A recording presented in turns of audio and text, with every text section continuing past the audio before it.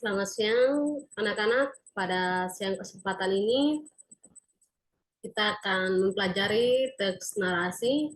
Sebelum kita eh, belajar teks narasi, alangkah baik kita awali dengan doa agar proses pembelajaran kita pada siang hari ini dapat berjalan dengan baik. Saya persilahkan untuk salah satu teman untuk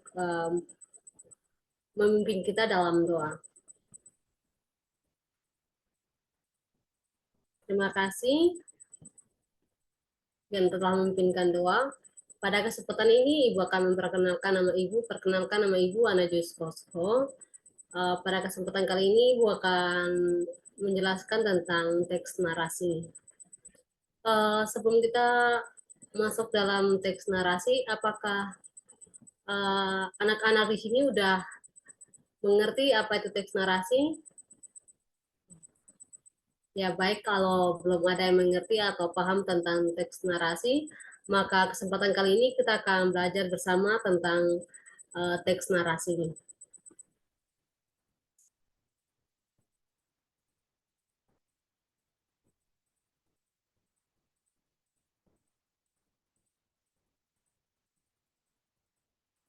Ini ada pengertian teks narasi. Pengertian teks narasi. Teks narasi adalah jenis teks yang mengisahkan suatu peristiwa berdasarkan urutan waktu kronologis yang bisa bersifat fiksi, bersifat imajinasi, yang bisa bersifat maupun non-fiksi.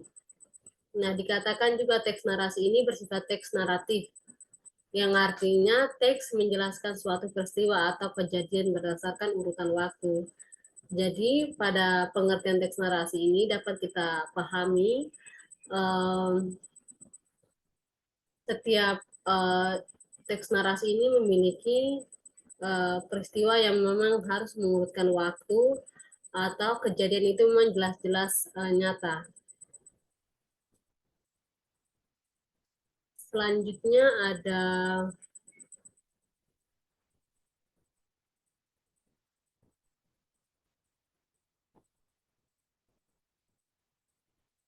ciri-ciri teks narasi. Yang pertama memiliki alur atau ankronik dan awal hingga akhir cerita, peristiwa maupun konflik yang dialami tokoh dan teks. Memiliki unsur membentuk berupa tema latar atau alur, karakter dan sudut pandang, memiliki pesan atau amanat untuk membaca. Ini ciri-ciri dari teks naratif.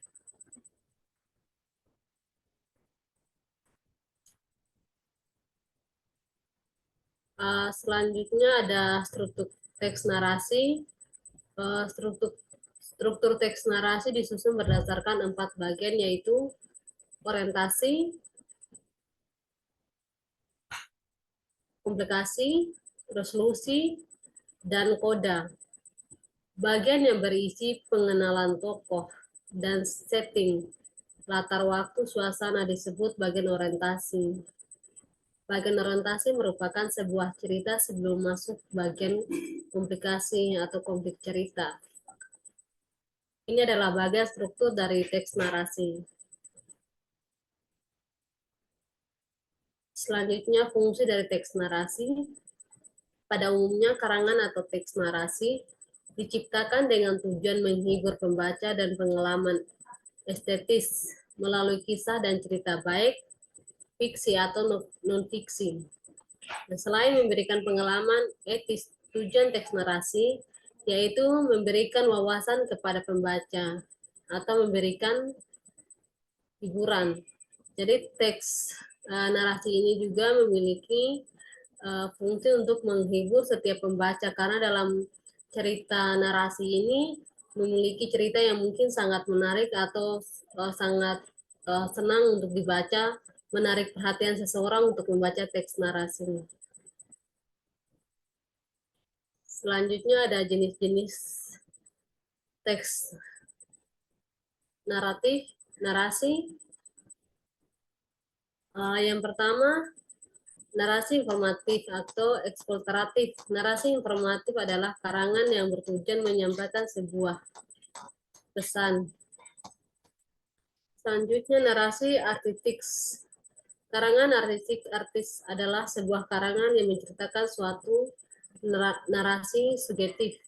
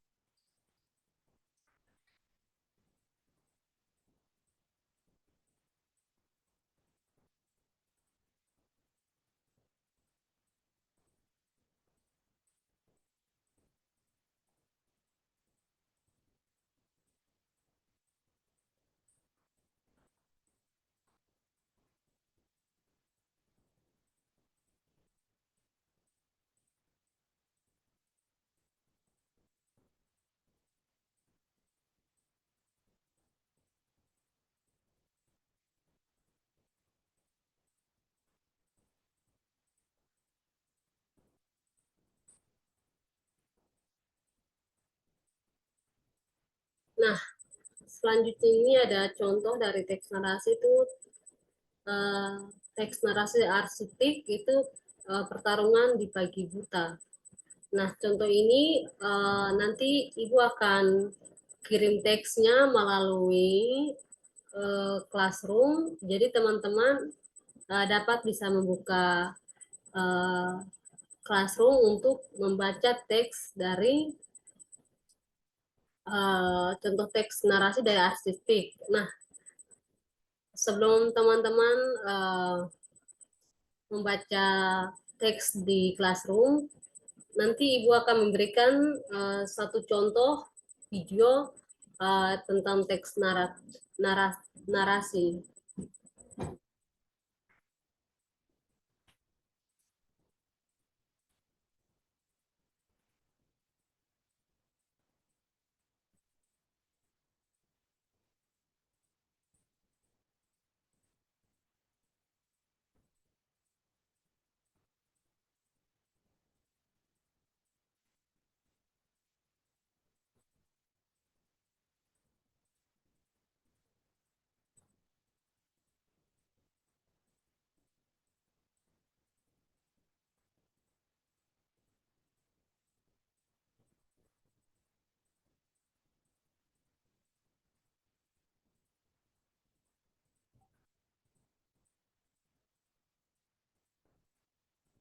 Nah, ini ada contoh teks narasi. Teman-teman dapat menyaksikan video di bawah ini.